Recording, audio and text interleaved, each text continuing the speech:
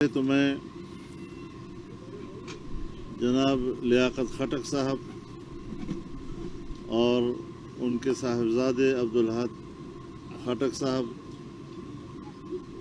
کا جمعیت علماء اسلام میں شمولیت پر ان کا خیر مقدم کرتا ہوں، ان کا شکر گزار ہوں اور امید رکھتا ہوں کہ ان کے اس فیصلے سے جمعیت علماء اسلام اور اس کے نظریے اور اس کے نسبین کو تقویت ملے گی اور اللہ تعالیٰ اس محاذ پر ہماری مدد فرمائے۔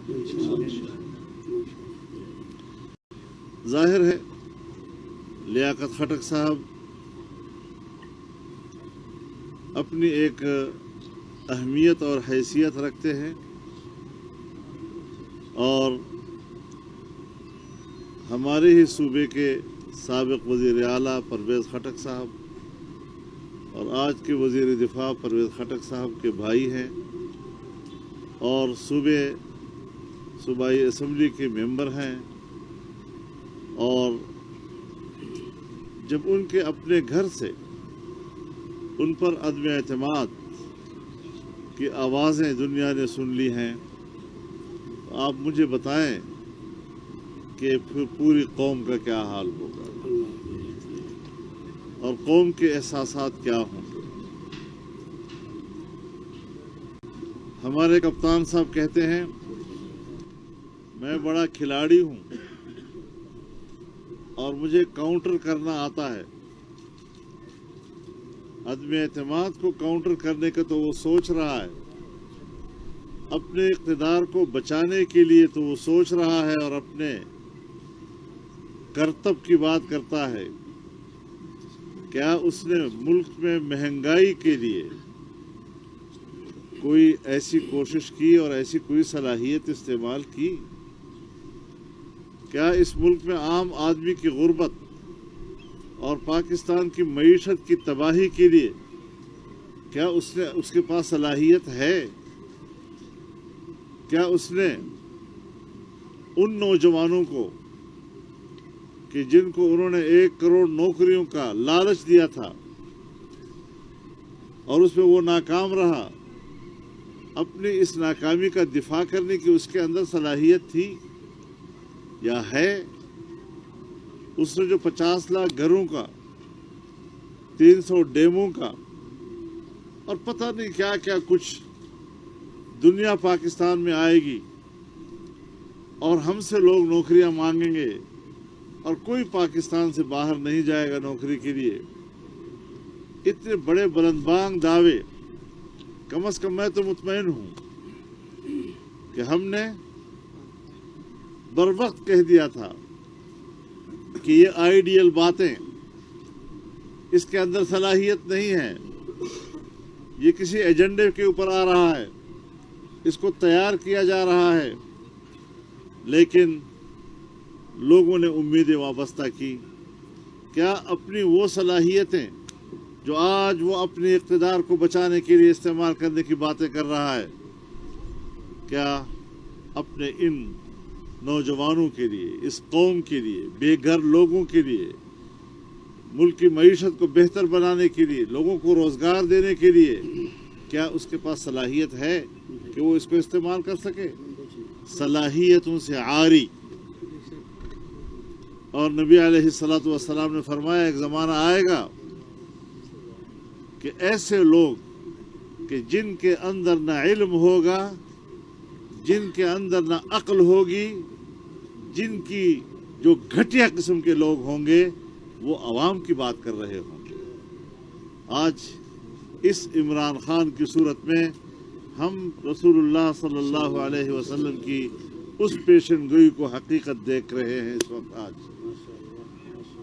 یہ بات کرتا ہے آج کہ یہ تو امریکہ میرے خلاف کر رہا ہے، یہ تو مغرب میرے خلاف کر رہا ہے، جب تمہیں ٹرمپ نے دعوت ہی نہیں دی تھی، اپنے طور پر تم وہاں پر گئے اور تمہیں انہوں نے ملاقات بخشی صرف، تو آپ نے واپس آ کر کہا کہ میں اتنا خوش ہوں کہ جیسے میں ایک دوسرا ورلڈ کپ جیت کر آیا ہوں.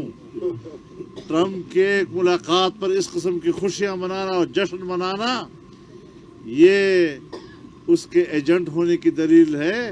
آپ یہ باتیں آج نہ کریں. اینٹی امریکنزم جمہوری راستے کے ساتھ دلیل کی بنیاد پر اگر پورے بر صغیر میں کسی نے پیدا کی ہے تو وہ جمعیت علماء اسلام. استعمار دشمنی، انسانیت پر استعمار کے مظالم، ماضی میں استعمار کے کالونیاں بنانا اور لوگوں کو کالونیوں کے ذریعے سے غلام بنانا، نوآبادیاتی نظام کی تاریخ، اس کے خلاف جنگ میرے تاریخ سے، میرے قربانیوں سے بری ہوئی ہے. تمہارے آباء و اجداد نے تو ان کے بوٹ چاٹے ہیں. نعرہ تکبیر! جمعیت علماء اسلام زندہ باد! میں بتا دینا چاہتا ہوں کہ فارن فنڈنگ تمہیں امریکہ سے ہوئی، فارن فنڈنگ تمہیں اسرائیل سے ہوئی، یہودی لابی سے ہوئی، فارن فنڈنگ تمہیں انڈیا سے ہوئی. غیر ملکی ہاتھ تو تمہارے پیچھے ہے اور تم غیر ملکی طاقت کی اور غیر ملکی ہاتھوں کے ذریعے سے اقتدار میں آئے. آج تمہارے اقتدار کی کشتی جب ڈوب رہی ہے تو اب مقبول نعرے پاکستان میں اس کا سہارا لے رہے ہو. اب تمہارا چہرہ بے نقاب ہو چکا ہے، اب تمہارا کردار لوگوں کے سامنے آ چکا ہے، تمہارا جھوٹ بھی لوگوں کے سامنے آ چکا ہے. تم نے جو خیانت کی ہے اس ملک میں وہ بھی سامنے آ گئی ہے. آج آپ کو کوئی حق حاصل نہیں ہے کہ آپ پاکستان پر مزید حکومت کرنے کی دعوے کر سکیں. عدم اعتماد کامیاب ہوگی اور دھمکیاں مت دو کہ اگر ناکام ہو گئے میں یہ کر دوں گا، میں وہ کر دوں گا. ہم نے کوئی چوڑیاں نہیں پہنی ہوئی. ہم بھی پھر آپ کے ساتھ وہ جنگ لڑیں گے کہ اب تمہاری نسل تو ہے نہیں کہ وہ یاد رکھے.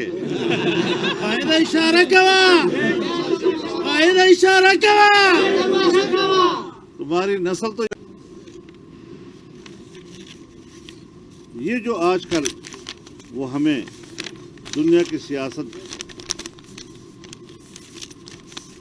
تم نے اقتدار میں آنے کے لیے دھاندلی کو پلاننگ دی ہے اور اس پلاننگ سے تم نے دھاندلی کر کے اقتدار حاصل کیا. ہم آج بھی اس موقع پہ قائم ہیں اور تم آئندہ الیکشن کے لیے بھی دھاندلی کا قانون پاس کر کے اقتدار میں دوبارہ آنے کے طور طریقے ڈھونڈ رہے ہو. تمہاری فارن فنڈنگ امریکہ میں ہوئی ہے اور میں حیران اس بات پر ہوں کہ آخر ہمارا الیکشن کمیشن اس حوالے سے فیصلہ کرنے میں کیوں تاخیر کر رہا.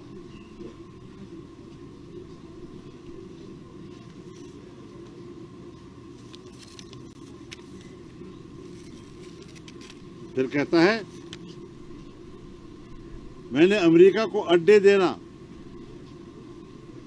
Absolutely not. انکار کر دیا. تم سے اڈے مانگے کب ہیں کہ تم نے انکار کیا؟ جھوٹ بولتے ہو لوگوں کے سامنے. اس وقت کے ISI کی چیف نے جو سیکیورٹی کمیٹی کو بریفنگ دی ہے اس بریفنگ میں کہا ہے کہ امریکہ نے ہم سے کوئی اڈے نہیں مانگے اور اگر اس نے مانگ لیے تو انکار کر سکتا ہے. تم نے سپیک تباہ نہیں کیا اسے کہنے پہ. تم نے ملک کی ترقی کے تمام منصوبے ناکام نہیں بنائے. تم نے ملک کی ترقی کا سفر جام نہیں کیا. پاکستان کے ساتھ اس سے بڑھ کر اور دشمنی نہیں ہو سکتی. تو اپنی حقیقت سمجھ لو کہ را اور موساد کے گٹھ جوڑ سے امریکہ کی سرپرستی میں پوری دنیا میں تمہارے لیے لابی ہوئی اور تمہیں اقتدار میں لایا گیا.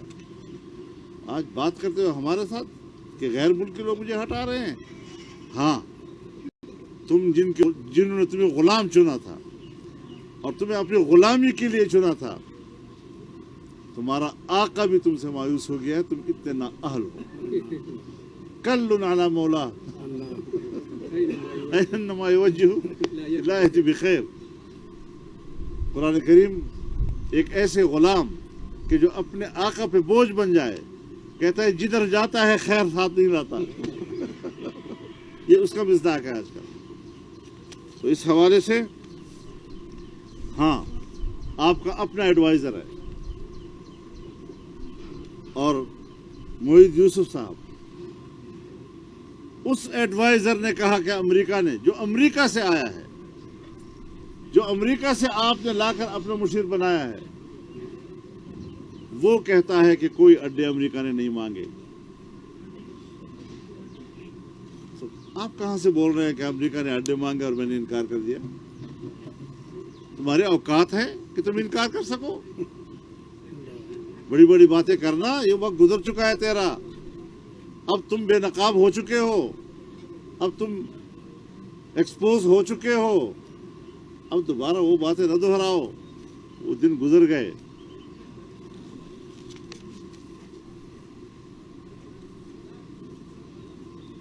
آپ نے معیشت IMF کے ہاتھ میں دی، اپنے ملک کے اسٹیٹ بینک کو خود مختاری کے نام پر آپ نے اس کو IMF کے حوالے کیا ہے. آج وہ نہ حکومت کو جواب دہ ہے، نہ کابینہ کو جواب دے، نہ پارلیمنٹ کو جواب دے. اگر وہ جواب دہ ہے تو IMF کو جواب دے. جولائی 2019 سے لے کر اب تک اس نے آپ کو 1 روپے کا قرضہ نہیں دیا، اور اب تو وہ آزاد ہو گیا ہے، اب تو آپ کو دے گا بھی نہیں. دنیا آپ کو قرضہ دینے کے لیے تیار نہیں ہے کہ آپ واپس نہیں کر سکتے. زر مبادلہ کے ذخائر میں 1 روپیہ قرضے کا ہے اس وقت. اپنے پاکستان کی کوئی کمائی اس میں شامل نہیں ہے. یہ تمہاری حالت ہے، اور اس حالت میں تم ہمیں گالیاں دیتے ہو. مشکل یہ ہے کہ ہم شریف لوگ ہیں، ہماری زبان پر گالی آتی نہیں، ہماری زبان پر گالی آتی نہیں ہے. اور پورے ملک میں ہمارا کارکن بھی گالی نہیں دے رہا ان کو، جواب گالی میں نہیں دے رہا ان کو، کیونکہ ہماری تربیت ایسی ہے اور ہم اپنے مقام سے گرنے کے لیے تیار نہیں ہیں. ہم جس مقام پہ ہیں اسی مقام پہ رہنا چاہتے ہیں. ہم گرتے نہیں ہیں، اقتدار میں ہوں یا نہ ہوں، لیکن اپنا جو ایک مقام ہمیں شریعت نے بتایا ہے اور حق راستے کے کردار کا ایک منہج ہمیں عطا کیا ہے، ہم اس پہ قائم ہیں انشاءاللہ العزیز، اور اسی کے مطابق ہم آگے بڑھیں گے.